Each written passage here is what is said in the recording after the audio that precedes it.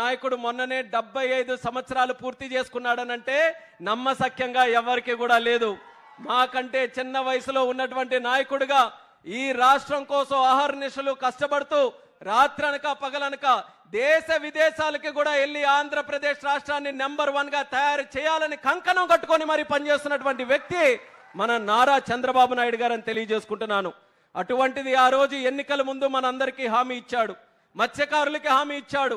మీరు ఏదైతే మత్స్యకారులు ఉన్నారో 10,000 ఉన్నటువంటి మత్స్య వేట నిషేధ భృతి ఏదైతే ఉందో అది 20,000 చేస్తామని చెప్పి మాట మీద నిలబడి 130,000 మందికి 20,000 చొప్పున ఈ రోజు 280 కోట్ల వరకు రిలీజ్ చేస్తున్నటువంటి ప్రభుత్వం మన కూటమి ప్రభుత్వం అనేది కూడా తెలియజేస్తున్నాను.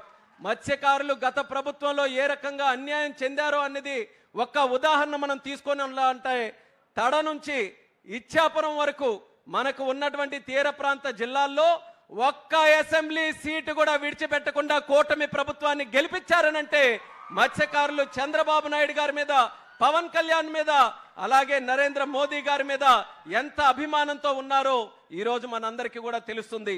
ఆ నమ్మకాన్ని నిలబెట్టుకోవాలని ఈరోజు వేట నిషేధ భృతి పెంచారు. అలాగే జియో 217 ఏదైతే మత్స్యకారుల దగ్గర ఉన్నటువంటి చెరువులు లాక్కోవాలని గత ప్రభుత్వం ఒక పన్నాగం చేసిందో దాన్ని కూడా తిప్పికొడుతూ ఆ జీవోను కూడా రద్దు చేసి తిరిగి మత్స్యకారులకి వాళ్ళ హక్కులు ఇచ్చే ప్రయత్నం మన కూటమి ప్రభుత్వంలో చేసిందని తెలియజేస్తున్నాను. ఇలాగే భవిష్యత్తులో కూడా మీకు ఏ సమస్యలు ఉన్నా సరే రాష్ట్ర ప్రభుత్వం, కేంద్ర ప్రభుత్వం అందరి ప్రధానమంత్రి గారితో సహా సహకారం తీసుకొని మన జిల్లాలో ముఖ్యంగా ఉన్నటువంటి మత్స్యకారుల తాలూకా భవిష్యత్తుని ఇంకా సుందరంగా తయారు చేయడానికి మా వంతుగా కృషి చేస్తామని బుడగట్లపాలెం ద్వారా మత్స్యకారులందరికీ కూడా ఈ సభాముఖంగా తెలియజేసుకుంటున్నాము.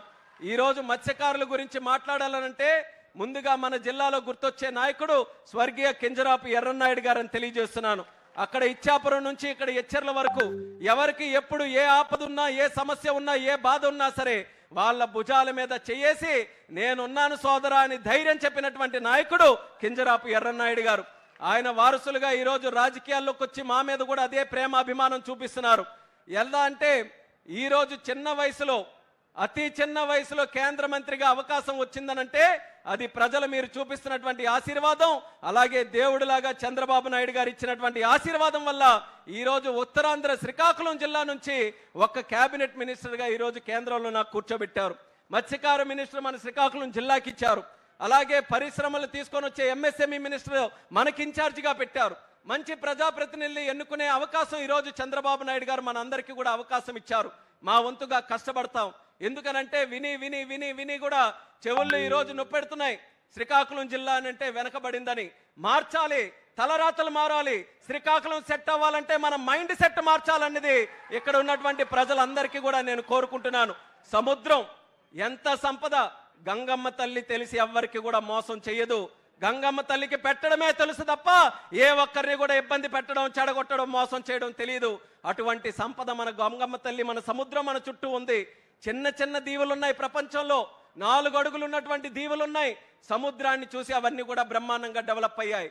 మనం ఎందుకు డెవలప్ కాకూడదనేది ఇక్కడ ఉన్నటువంటి ప్రజలందరూ కూడా ఆలోచించాలి. మనం ఎక్కడెక్కడికో వెళ్తున్నాం, గుజరాత్ వెళ్ళి పనిచేస్తున్నాం, చెన్నై వెళ్ళి పనిచేస్తున్నాం, వెస్ట్ బెంగాల్ వెళ్ళిపోతున్నాం.